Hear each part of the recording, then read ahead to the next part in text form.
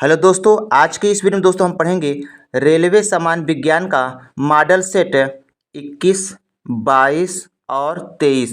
तीन सेट दोस्तों आज के इस वीडियो में जो है हम डिस्कस करेंगे। तो दोस्तों वीडियो को बिना स्किप किए अंत तक जरूर देखिएगा।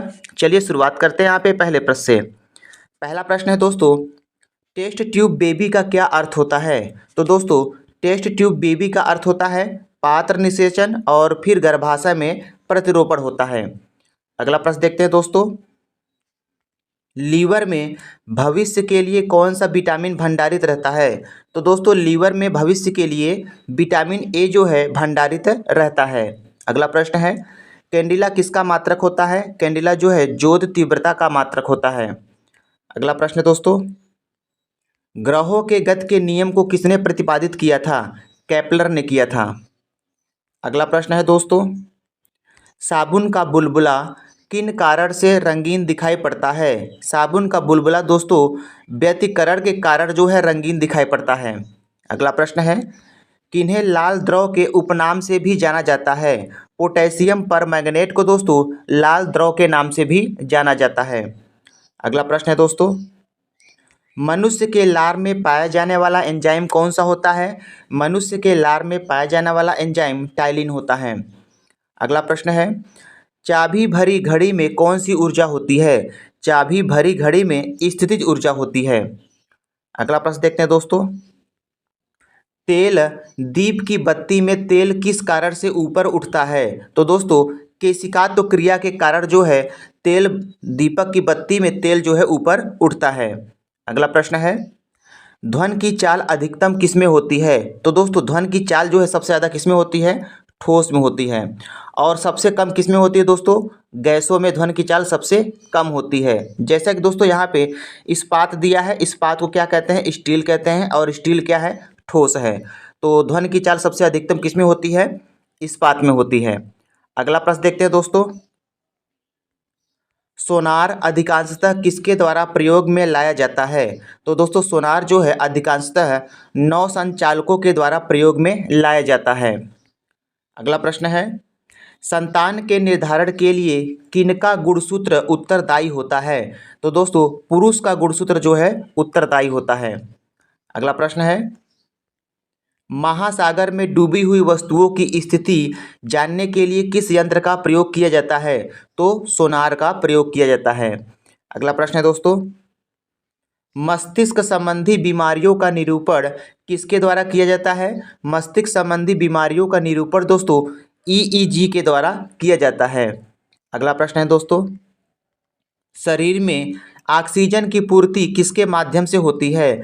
तो दोस्तों शरीर में ऑक्सीजन की पूर्ति जो है लाल रक्त कोशिकाओं के माध्यम से होती है। अगला प्रश्न है दोस्तों, स्वाइन फ्लू फैलाने वाला वायरस का क्या नाम है? तो दोस्तों स्वाइन फ्लू फैलाने वाले वायरस का नाम H1N1 है। अगला प्रश्न देखते हैं दोस्तों, स्तनधारी वर्ग में रक्त का सबसे अधिक तापमान किसका होता है? तो दोस्तों स्तनधारी वर्ग में रक्त का सबसे अधिक तापमान बकरी का होता है। लगभग कितना होता है दोस्तों? 39 डिग्री सेल्सियस होता है।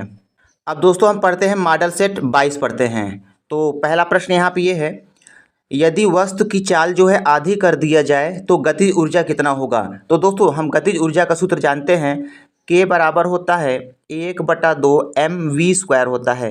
यम क्या होता है दोस्तों? द्रव्यमान। और वी क्या है? वेग है। तो यहाँ पे कहता है यदि वस्तु की चाल आधी कर दे तो गतिज ऊर्जा कितनी हो जाएगी? 1/4 रह जाएगी। अगला प्रश्न है दोस्तों, स्मॉल जी का मान कितना होता है? स्मॉल जी का मान दोस्तों 9.8 मीटर प्रति सेकेंड स्क्वायर होता है। अगला प्रश्न देखते हैं दोस्तों, स्मॉल जी का मान विषुवत रेखा पर होता है। स्मॉल जी का मान विषुवत रेखा पर न्यूनतम होता है। अगला प्रश्न है, स्मॉल जी का मान ध्रुवों पर होता है महत्तम होता है? स्मॉल जी का मान ध्रुवों पर अधिकतम या महत्तम होता है। अगला प्रश्न देखते हैं दोस्तों, पृथ्वी की सतह से ऊपर या नीचे जाने पर स्मॉल जी के मान में क्या प्रभाव पड़ता है? दोस्तों ये मान लेते हैं ये पृथ्वी है, पृथ्वी की सतह से अगर हम ऊपर जाएंगे तो भी स्मॉल जी का मान घटेगा, और पृथ्वी तल से अगर हम नीचे जाएंगे दोस्तों तो भी स्मॉल जी का मान क्या होगा? घटेगा। तो दोनों स्थितियों में क्या होगा? स्मॉल जी का मान घटता है। अगला प्रश्न है, पृथ्वी की घूर्णन गति बढ़ाने पर स्मॉल जी का मान क्या हो जाता है? पृथ्वी की घूर्णन गति बढ़ाने पर स्मॉल जी का मान जो है कम हो जाता है। अगला प्रश्न है दोस्तों, पृथ्वी की घूर्णन गति घटने पर स्मॉल जी का मान क्या होता है। अब दोस्तों पृथ्वी की घूर्णन गति अगर घटेगी तो स्मॉल जी का मान क्या होगा, बढ़ जाएगा। अगला प्रश्न है दोस्तों, पृथ्वी के केंद्र पर स्मॉल जी का मान कितना होता है। पृथ्वी के केंद्र पर स्मॉल जी का मान 0 होता है। अगला प्रश्न देखते हैं दोस्तों, पृथ्वी के लिए पलायन वेग का मान कितना होता है। पृथ्वी के लिए पलायन वेग का मान 11.2 किलोमीटर पर सेकंड होता है। अगला प्रश्न है, सूर्य के लिए पलायन वेग का मान कितना होता है। सूर्य के लिए पलायन वेग का मान 42 किलोमीटर पर सेकंड होता है। अगला प्रश्न है, चंद्रमा के लिए पलायन वेग का मान कितना होता है। 2.37 किलोमीटर प्रति सेकंड होता है। अगला प्रश्न देखते हैं दोस्तों, पृथ्वी की सतह से ऊपर जाने पर वायुमंडलीय दाब क्या हो जाता है। दोस्तों यदि हम पृथ्वी की सतह से ऊपर जाते हैं तो वायुमंडलीय दाब क्या हो जाता है, कम हो जाता है।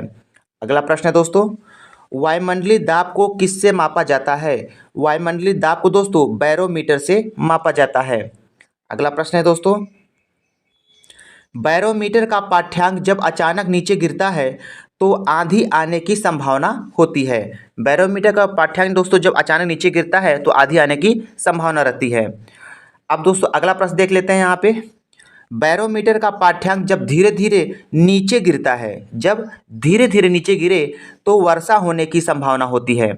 अगला प्रश्न देखते हैं दोस्तों, बर्फ के दो टुकड़ों को आपस में दबाने पर टुकड़े आपस में चिपक जाते हैं क्योंकि दाब अधिक होने से बर्फ का गलनांक क्या होता है, घट जाता है।